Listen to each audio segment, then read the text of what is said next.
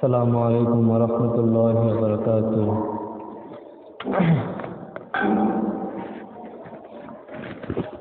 الحمد لله وكفى وسلام على عباده الذين اصطفى. أما بعد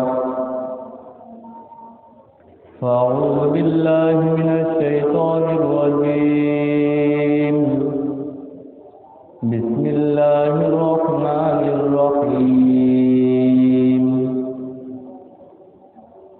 فإن الجحيم هي المأوى وأما من خاف مقام ربه ونهى النفس عن الهوى فإن الجنة هي المأوى. صدق الله العظيم. وقال رسول الله صلى الله تعالى عليه وسلم: من أحيا سنتي فقد أحبني ومن أحبني كان معي في الجنة، أو كما قال عليه الصلاة والسلام. আল্লাহ পাক জাল্লা জালালুহু আমরা নওয়াল আমাদের সকলকে মাফ করেন।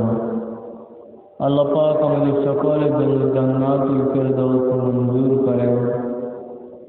জাহান্নামের আগুন থেকে আল্লাহ আমাদের সকলকে হেফাজত করেন।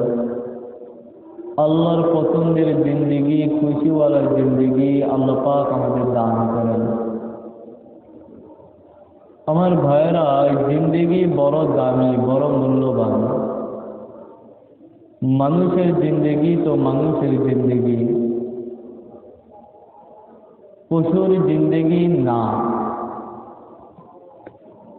মানুষ আর পশু কোনোভাবেই বরাবর না।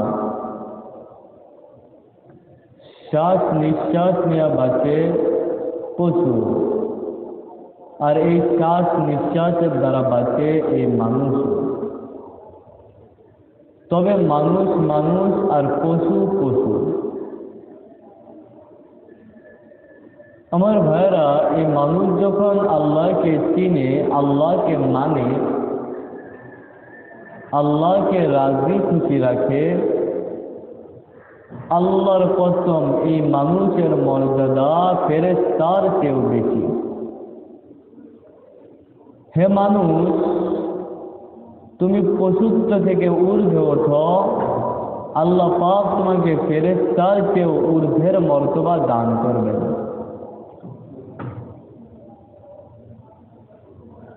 আমার ভাইরা, আল্লাহ পাক রব্বুল ইজ্জত ফেরেশতাদেরকে বললেন, ইন্নী জাইলুন ফিল আরদি খলিফা। হে ফেরেশতারা, এই পৃথিবীতে আমি আমার খলিফা বানাবো, আমার প্রতিনিধি বানাবো। তার মানে ফেরেশতার চেয়েও বড় কাউকে আল্লাহ পাক বানাবেন। ফেরেশতা খলিফা না, কিন্তু আল্লাহ পাক মানুষকে নিজের খলিফা বলতেন। সুবহানাল্লাহ। খলিফা কি? মুফাসসিরিনে কেরাম বলেন যে খলিফা হলো আল্লাহ পাকের গুণাবলী মানুষের মধ্যে ফুটে উঠবে।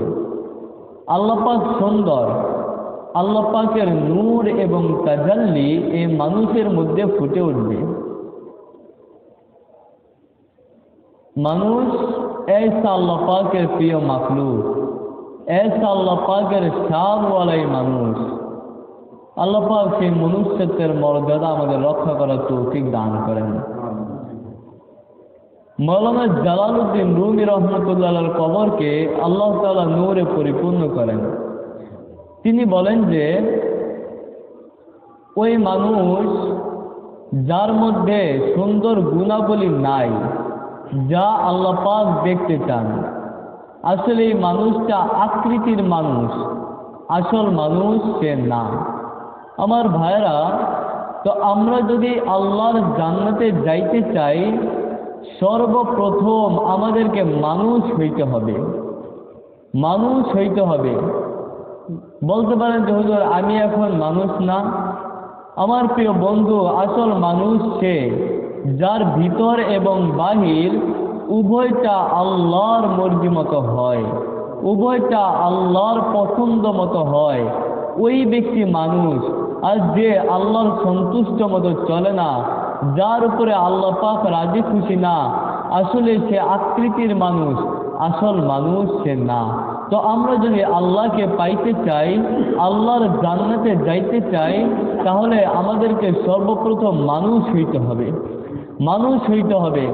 আমার ভাইয়েরা, আমরা তো আল্লাহর গোলাম, আর গোলামের কাজ গোলামি করা, গোলামের কাজ তার মুনিবের কথা মতো চলা, এটাই হচ্ছে গোলামের কাজ। হাকিমুল উম্মত মুজাদ্দিদুল মিল্লাত মাওলানা শাহ আশরাফ আলী থানভী রহমতুল্লাহ আলাইহি একটা উপদেশপূর্ণ ঘটনা লিখছেন। তিনি বলেন যে এক বুজুর্গ ছিল, এই বুজুর্গের একজন গোলাম ছিল। এই গোলাম বড়ই জিকিরওয়ালা, আখিরাতের ফিকিরওয়ালা, আল্লাহর মহব্বতওয়ালা, আল্লাহর মহব্বতওয়ালা ছিল এই গোলাম। আমার ভাইয়েরা, তো একদিন ওই বুজুর্গ তার গোলামকে অনেক ভালোবেসে বললেন যে, হে গোলাম, তুমি বলো তোমার কি খাইতে মন চায়, তোমার কি খাইতে মন চায় তুমি বলো, আজকে তোমার পছন্দের খাবার আমি তোমাকে খাওয়াবো, আজকে তোমার পছন্দের খাবার আমি কি তোমাকে খাওয়াবো। এই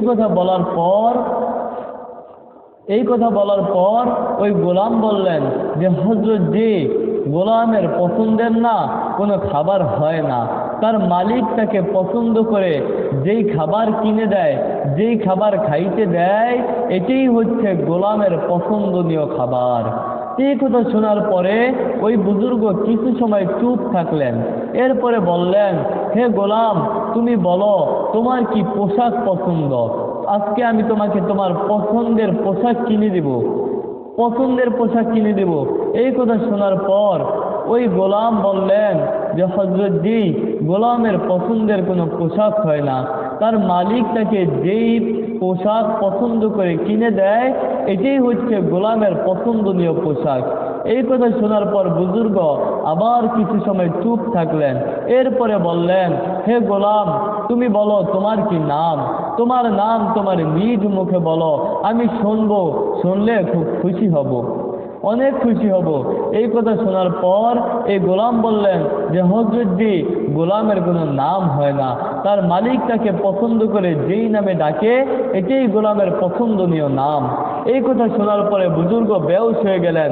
হুশে আসার পরে গোলামকে আজাদ করে দিলেন। গোলাম বললেন, হযরত জি, এতকাল যাবৎ আমি আপনার খেদমত করি, আপনি আমাকে আজাদ করেন নাই, আজকে হঠাৎ আজাদ করে দিলেন, কি ব্যাপার? তখন ওই বুজুর্গ বললেন যে, হে গোলাম, আজকে তোমার থেকে আমি শিক্ষা গ্রহণ করলাম, একটা সবক শিখলাম যে গোলামি কিভাবে করতে হয়, গোলামি কিভাবে করতে হয়, এটা তোমার কাছ থেকে শিখলাম। তুমি যেমন আমার গোলাম, আমিও তো একজনের গোলাম, আমিও তো আমার মাওলার গোলাম। আমার কাজ হচ্ছে আমার মুনিবের কথা মতো চলা, আমার আল্লাহর কথা মতো চলা, এটাই হচ্ছে আমি গোলামের কাজ। আমার প্রিয় বন্ধু, তাহলে আমরা কি আল্লাহ পাকের গোলাম না? আমরাও তো আল্লাহ পাকের গোলাম। শুধুই কি গোলাম না, আমরা গোলাম জাদা গোলাম, গোলামের বাচ্চা গোলাম। আল্লাহ পাক রব্বুল ইজ্জাত তাশাহুদের মধ্যে বলেন, আবদুহু ওয়া রাসূলু, হে নবী, আপনি আমার গোলাম, আপনি আমার রসুল। প্রথমেই বলছেন আবদুহু, আপনি আমার গোলাম, এরপরে বলছেন ওয়া রাসূলু, এবং আপনি আমার রসুল।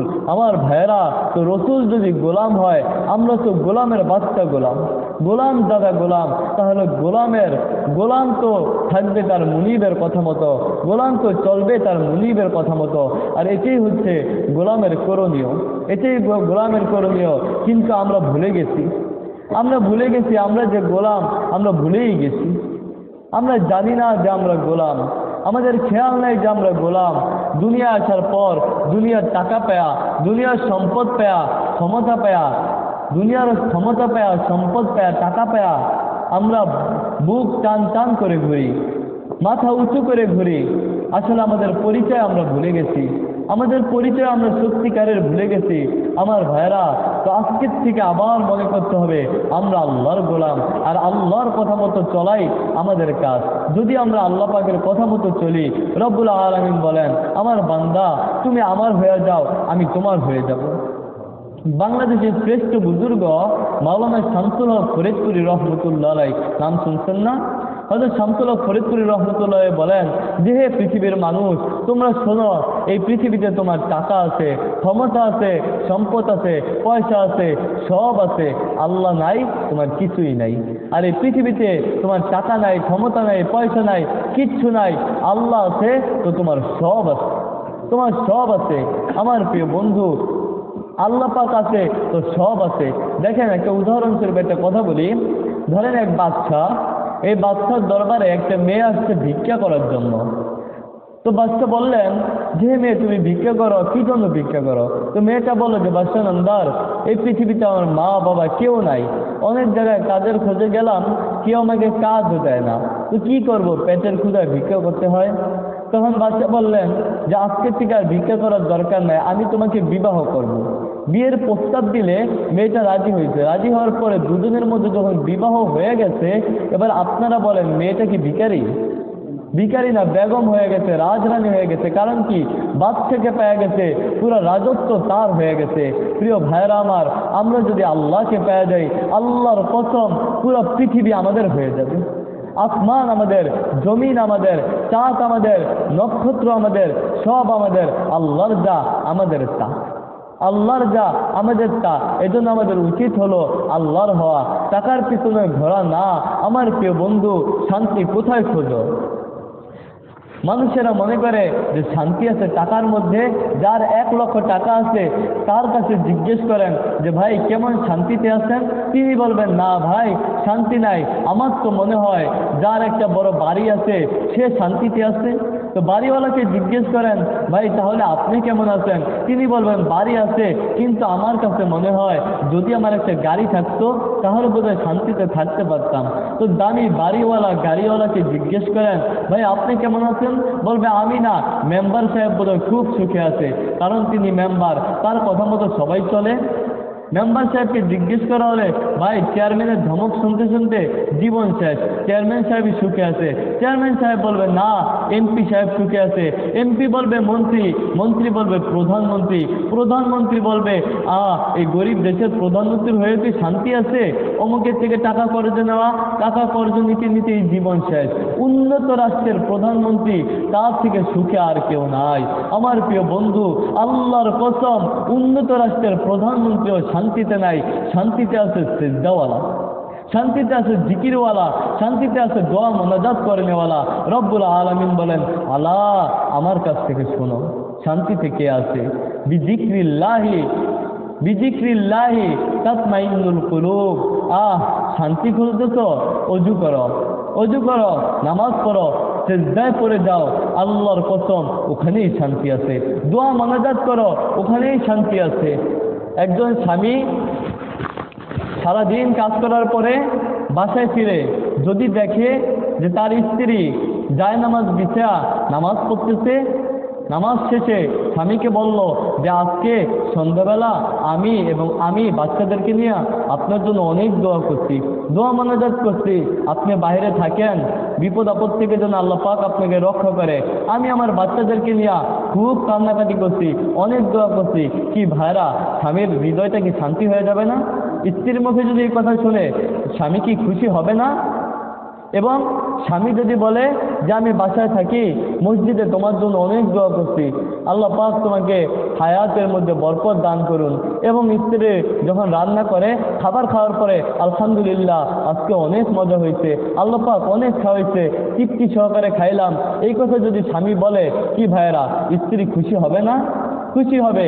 মা বাবা যদি দেখে যে তার কলিজার টুকরা মেয়ে দরজার পিছনে দাঁড়ায় মোনাজাত ধরা আল্লাহর কাছে কাঁদতেছে, আল্লাহ আমার বাবাকে আপনি সুস্থ রাখেন, আমার মাকে আপনি সুস্থ করে দেন, মাকে সুস্থ রাখেন, আমার মা বাবার হায়াতের মধ্যে আপনি বরকত দান করেন। আমার ভাইরা, আল্লাহর কসম এই ঘর, এই ফ্যামিলি পৃথিবীর শ্রেষ্ঠ জান্নাতি ফ্যামিলি। টাকাওয়ালার ফ্যামিলি না, সম্পদওয়ালার ফ্যামিলি না। ভাইরা, টাকা তো ফেরাউনেরও ছিল, টাকা তো সাদ্দাতেরও ছিল, টাকা তো নমরুতেরও ছিল। ফেরাউন টাকা পায়া, ক্ষমতা পায়া, সম্পদ পায়া বলছে আনা রব্বুকুমুল আ'লা, আমি সবচেয়ে বড় খোদা। নাউযুবিল্লাহি তাআলা। আমি সবচেয়ে বড় খোদা, শেষ পর্যন্ত নীল নদের মধ্যে দুইবার ডুবা মরছে।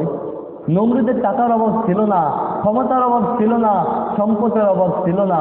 নমরুদ টাকা পায়া, ক্ষমতা পায়া, সম্পদ পায়া বলছে আনা রব্বুকুমুল আলা, শেষ পর্যন্ত জুতার বাড়ি খায়া তারপরে দুনিয়ার জমিন থেকে গেছে। ভাইয়েরা, সাদ্দাতের টাকার অভাব ছিল না, ক্ষমতার অভাব ছিল না, সম্পদের অভাব ছিল না। সাদ্দাত টাকা পায়া, ক্ষমতা পায়া, সম্পদ পায়া আল্লাহর সাথে টক্কর দিছে। বলছে আমি আসমানের মালিকের জান্নাতে যাব না। সাদ্দাত নিজের জান্নাত নিজেই তৈরি করছে। যখন জান্নাতের মধ্যে ঢুকবে তো মালাকুল মউত আজরাইল এসে উপস্থিত হয়ে গেছে। আজরাইল এসে উপস্থিত হয়ে গেছে। আমার ভাইয়েরা, কই ফেরাউনের টাকা তো ফেরাউনকে আল্লাহ পর্যন্ত পৌঁছে দিতে পারলো না। নমরুদের টাকা তো নমরুদকে কামিয়াবি করতে পারেনি।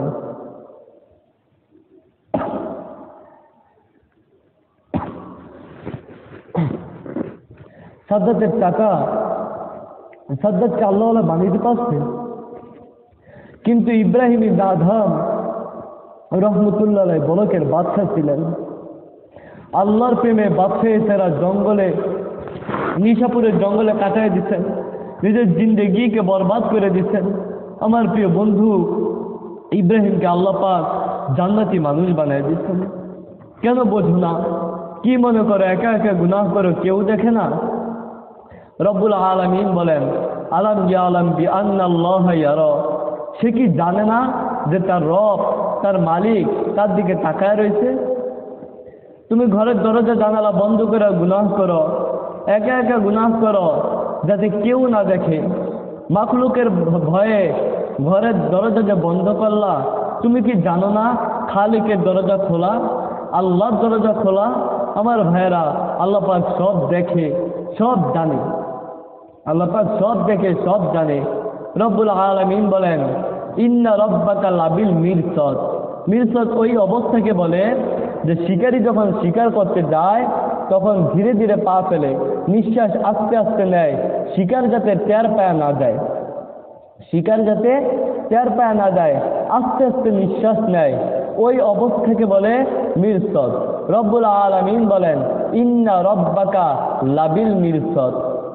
হে নবী, আপনি বলে দেন যে আপনার রব সরাসরি তাকায় রয়েছে, যখন ইচ্ছা হবে তার বান্দাকে খপ করে ধরতে পারে। আমার ভাইরা, যতই তুমি গোপন ঘরে কর্ক জহর পান, আকাশ থেকে দেখতে তোমায় সর্বশক্তিমান। আল্লাহ পাক আমাদেরকে অনেক ভালোবাসে। আমার ভাইয়ের এই পৃথিবীতে স্বার্থ ছাড়া কেউ ভালোবাসে না। আল্লাহ পাক স্বার্থ ছাড়াই ভালোবাসে। আমার ভাইরা, এই চোখ আল্লাহ পাক দিছে এবং এই চোখের মধ্যে লক্ষ কোটি আলোর খনি, এটাও আল্লাহ দিছে।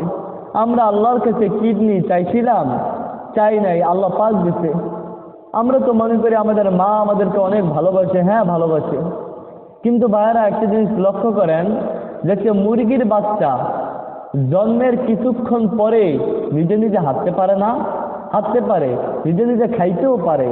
একটা ছোট্ট বকরির বাচ্চা জন্মের পরে হাঁটতেও পারে, খাইতেও পারে, কিন্তু তুমি এতটা অসহায় ছিলা যে জন্মের পরে হাঁটতেও পারত না, খাইতেও পারত না। তোমার মা যদি তোমাকে ড্রেনের মধ্যে ফালায় দিত, ওখান থেকে উঠে আসার ক্ষমতা তোমার ছিল না।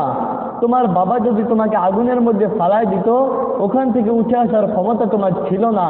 আমার ভাইরা, রব্বুল আলামিন বলেন তোমার মা তোমাকে মহব্বত করে, মাকে আমি উসিলা বানাইছি। তোমার মায়ের হৃদয়ের মধ্যে ভালোবাসা দিয়া আমি আল্লাহ তোমাকে লালন পালন করতেছি। মা না, তোমার মায়ের হৃদয়ের মধ্যে ভালোবাসা আমি আল্লাহ দিছি। আল্লাহ দিয়া মাকে উসিলা বানায়া আমি আল্লাহ তোমাকে লালন পালন করতেছি। আমি আল্লাহ তোমাকে লালন পালন করতেছি। আমার ভাইরা, খাওয়াইতেছে কে? আল্লাহ। পড়াইতেছে আল্লাহ। কি মনে করো তোমার বাবা তোমাকে রুজি করে খাওয়ায়? রব্বুল আলামিন বলেন তোমার বাবা তোমাকে রুজি করে খাওয়ায়, তোমার বাবাকে রুজি করার শক্তি কে দিচ্ছে? আমি আল্লাহ দিছি। তোমার মা যে তোমাকে জন্মের পরে দুধ পান করাইছিল, এই তোমার মায়ের স্থলে আমি তোমার রিজিকের ব্যবস্থা করছি, তোমার মায়ের রক্তগুলোকে দুধ বানায় আমি আল্লাহ তোমাকে খাওয়াইছি। আমার বান্দা ভুলে গেছে এগুলা? আল্লাহ পাক বলেন, তোমার ভাই তোমাকে রুজু করে খাওয়ায় না, তোমার ভাইকে রুজু করার শক্তি আমি আল্লাহ দিছি। রব্বুল আলামিন কি পারতো না তোমার ভাইকে হাসপাতালে শোয়া রাখতে? আল্লাহ কি পারতো না তোমার বাবাকে হাসপাতালে শোয়া রাখতে? অবশ্যই পারতো আমার ভাইরা, কিন্তু আল্লাহ পাক এমনটা করেন নাই। আল্লাহ পাক তোমার ভাইয়ের মাধ্যমে খাওয়াইতেছে। কি মনে করো তুমি ফসল করো, তুমি নিজে নিজে খাবার খাও? তুমি ফসল করো না, ফসল তুমি করো, মাটির মধ্যে বীজ বপন করার ক্ষমতা তোমার আছে, কিন্তু ওই বীজ থেকে একটা গাছ বের করার ক্ষমতা আছে? पालता है बीज को मिट्टी के तारीख में कौन, पालता है बीज को मिट्टी के तारीख में कौन, अरे कौन दरिया के मौजू से उठाता है साहब। রব্বুল আলামিন বলেন, ফসলে পানি দেওয়ার ক্ষমতা তোমার আছে, বীজ বপন করার ক্ষমতা তোমার আছে, কিন্তু এখান থেকে একটা গাছ বের করার ক্ষমতা আমি আল্লাহ তোমাকে দিই নেই। আমার ভাইয়েরা, আল্লাহ পাক রব্বুল আলামিন আমাদেরকে দ্বীনের সঠিক সমুজ দান করেন, মৃত্যুর আগে মৃত্যুর জন্য রেডি হওয়ার তৌফিক দান করেন, আল্লাহর প্রিয় বানায়া, আল্লাহর ওলি বানায়া, তারপরে আল্লাহ পাক আমাদেরকে কবর নামক মাটির ঘরে শোয়ার তৌফিক দান করেন। ওয়া আখিরি দাওয়ানা আলহামদুলিল্লাহি রাব্বিল আলামিন। যারা কাবলা ছিল তারা